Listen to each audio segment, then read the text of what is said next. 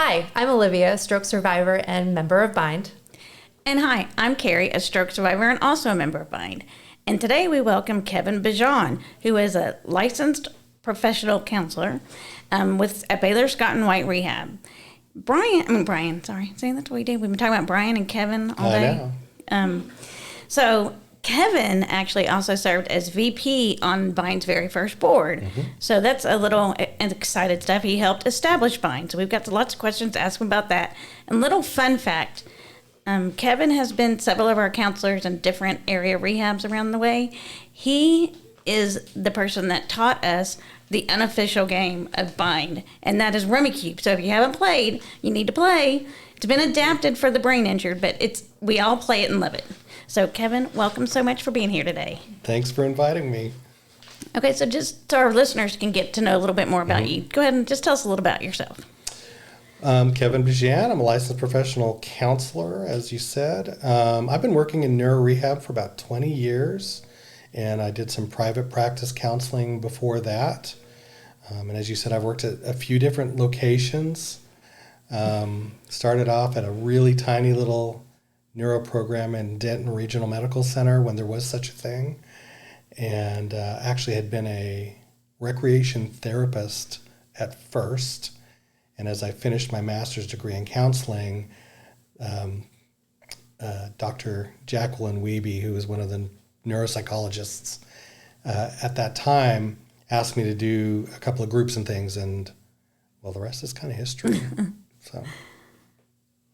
And so as a licensed counselor, why did you decide to start working with brain injury survivors?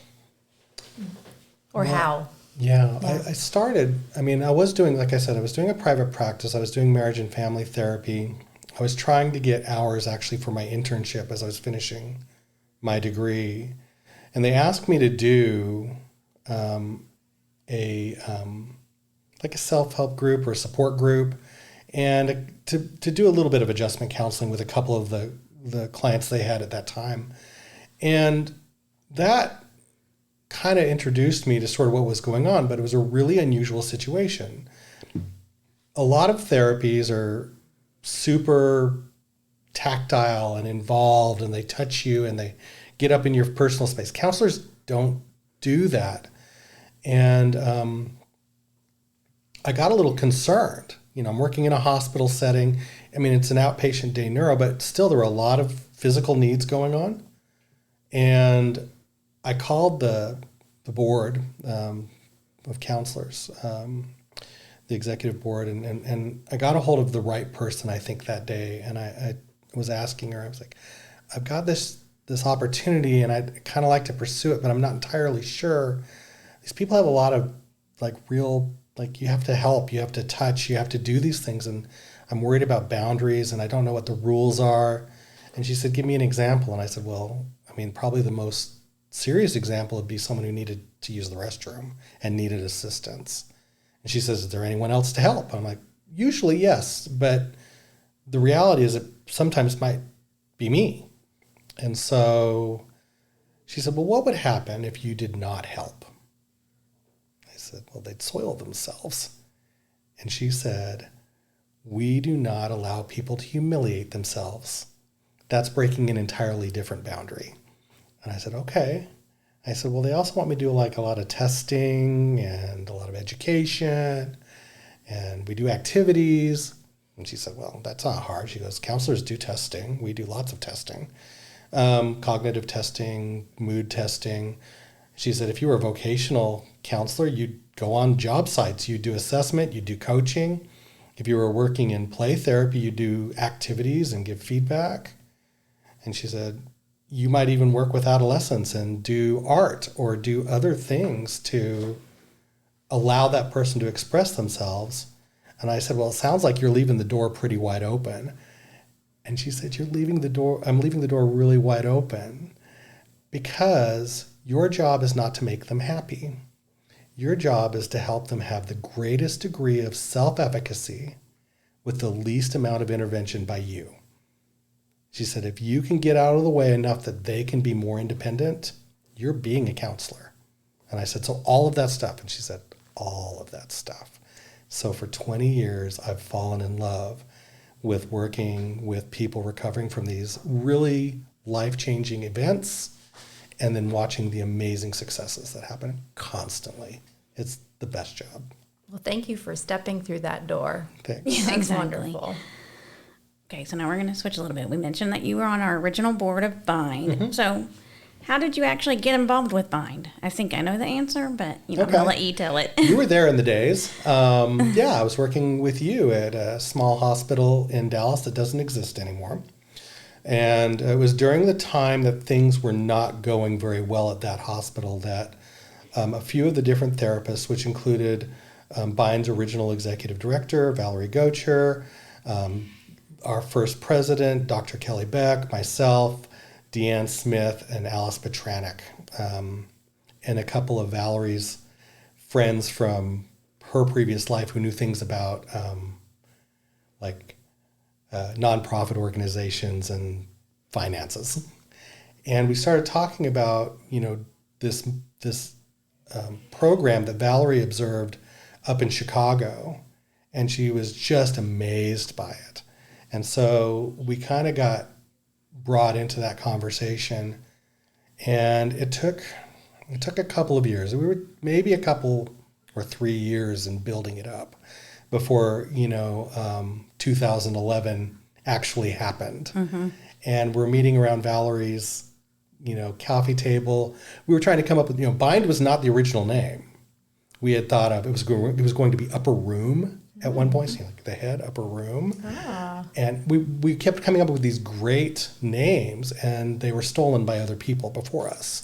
So Was not meant to be. that's right. So Valerie said, what about Brain Injury Network of Dallas, Bind? And so that was the original introduction to that. And we got our paperwork together. We got our 501c3 through the state, and found ourselves having to nominate one another for positions on the board. And of course, Valerie was going to be the executive director because she was the one who knew what was going on. So yeah, that was how we got going. That's a great story. Thank you. Thanks for sharing that. bet. So tell a little bit more about kind of your involvement as a board of director. Kind of what was the vision for Bind when you, when this came to be? So we were all very invested neurorehabilitation specialists at that point. We'd gone through a really rough experience, and we really wanted to continue helping people, and we really wanted to continue working together. And when we found out about the Clubhouse model, the work order day, we really started saying to ourselves that this is really the step even beyond what we had been doing. This is people who are no longer under direct medical care. These are people, or at least therapeutic care. These are people getting back into their lifestyles with people that they relate to and doing the things that matter to them. This is kind of cool. So we met with the International Brain Injury Clubhouse Association, IBICA, right? IBICA, Yeah. at their conference in Virginia in 2010. And it was there we were first able to actually sit in on a planning meeting with the members. And I'm sitting there watching this thinking, who's this guy who's leading the group? And he's a member, and he had this type of injury. I think he had a stroke, but I don't recall for sure. And yeah, he was a NASA wow. engineer, and I'm like, wow, that's amazing. And they're doing it. I was like, so who runs the place? And I'm like, well, the members do. What? Well, the members do. And I watched this thing happen, and they did, all the assignments for the various units that they had at their clubhouse. And then we met a couple of other people from other clubhouses, and we were like, this is astonishing. And we got excited. That's awesome. I love it.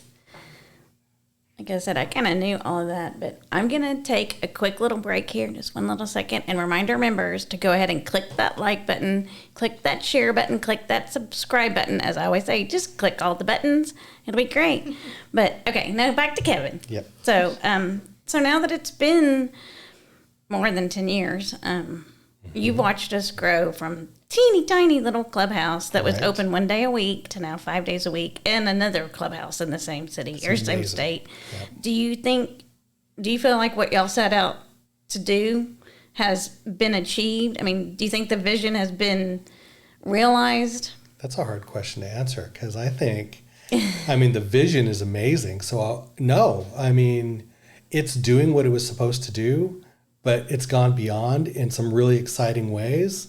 I mean, and the idea of opening the Fort Worth Clubhouse and getting things going there is branching into entirely new, vision and ideas. So I would say you'll never meet the entire vision. There's too much that can be accomplished. And when you have all these wonderful minds coming together and everyone's going, well, this is what I'm good at and this is what I'm interested in, there's always opportunity for things to expand and change, which I would never want it to ever get stagnant, but it sure is a lot bigger and bolder and amazing than it was, in the first years that I was working Right. with it. Okay. How long were you on the board? About 5 years. Okay. Then they kicked me off. They didn't kick you off, your term expired. Oh, But, if you're interested in joining the board again, I know some people. you know some people? Well, Kevin, one of the things that, as brain injury survivors specifically, we struggle with obviously a number of different things, right? What do you think? I mean, how can we encourage the public to be involved with brain injury survivors from your perspective, especially, given the line of work that you do and you being so close to it? Obviously, various types of education, I think, are really important. But I think when, Bind is involved with activities that reach into the community, like the various walks and outreaches of that nature, I think it puts, to put it in kind of business terms, it puts the logo out there and people take note of it. I know that in the medical community, what was this tiny little startup, nonprofit little place, meeting once a week and all these kinds of things, is a known entity in this community. And that, of course, has expanded through, I think, a lot of hard work from a lot of really good people, but in a large part, it was just literally being present, showing up and doing those talks at the hospitals, doing the community outreach things that we do, and I notice staff members at different facilities wearing Bind T-shirts and that type of thing. So it's a known thing now, and I think that all those things together have contributed to getting it out there, getting the word out there, and I think the public is maybe slowly. I'm a little jaded because I only work in this environment. Or I work so much in this environment. But I think people are starting to realize that people recovering from various brain injury, neurological injury, they're regular people. Yeah. It's a whole lot more normal than you thought it was. And that helps a lot too, because otherwise it's really scary. And I think it's really scary to the public. Well, and I know that's a lot of what we're trying to do, and I guess trying to figure out better ways to do that, just to John Q. public. Because brain injury is just so, like you said, people hear brain injury and they're like, well, 30 years ago you just got stuck in a nursing home and no one did anything with you. True. And now, now we're out there, hey, look at me, I know I look crazy. Okay, maybe I am crazy. And it's not just because of the brain injury, but I am that normal crazy that I just happen to have had a brain injury. And I think that's, and besides this, what else can we do to reach the general public? Honestly, keep doing what you are doing, continuing to find those opportunities to be Bind in the community, I think is really a great way for those who are not familiar with all of this to become familiar. And then those people who unfortunately have to go through recovery from these injuries can know that there are lots of options. It's not just, get through your acute care hospitalization and then your life is whatever your life is at that point. That's true. Yeah, one of the things that really struck me is this kind of opportunity to build that bridge, and on a personal note, it's been wonderful to be able to kind of see the integration of cognitive and all of these other kind of things that could that have fallen away. Or that could have fallen away, but in fact are coming back. Yep. And that's the coolest thing about it. It really is. And I love that some environment like this can be anything from doing, like a really simple class or, exercise group or an art activity or something like that, all the way up to as far as you want to take it. And when we were in Virginia, there was one clubhouse, and I think it actually was in Georgia, but one of the members was word finding problems. Welcome to the club. Yeah. She advocated for brain injury legislature in Congress. Wow. So that was something that they included in their community outreach portion of their program because she had a special skill. And so she, if you can do that, you can do pretty much anything with this. That's amazing to me. Right. It's awesome. Well, are there any maybe last tips? Or not tips, just encouragement that you would give to any new brain injury survivors that possibly we have out there listening? Yeah, I think it's hard to feel that it gets better when you're really in the thick of it. But take a look at, Bind, take a look at the members who are here. Every single person had that similar experience or something close to it. And you can see it gets better. It continues to get better. Absolutely. I agree with that 100%. But Kevin, thank you so much for joining us welcome. today. And thank you to all of you for listening. So we're probably going to have some more with Kevin here in the near future. Very, very near future. Thanks Kevin for joining us, and thanks for everybody for listening. If you'd like to contact us, you can email us at bindwaves@thebind.org, or follow us on Instagram at bindwaves, and visit our website, thebind.org/bindwaves. And again, don't forget to like, share, subscribe on all your favorite platforms, and also hit notify on YouTube while listening. So as Kezzy always says, so you can see our pretty faces too. Just again, click all the buttons and all the likes, and please share. If you have brain injury friends out there that maybe are struggling, we would love for you to get them involved in listening and maybe coming out to see us.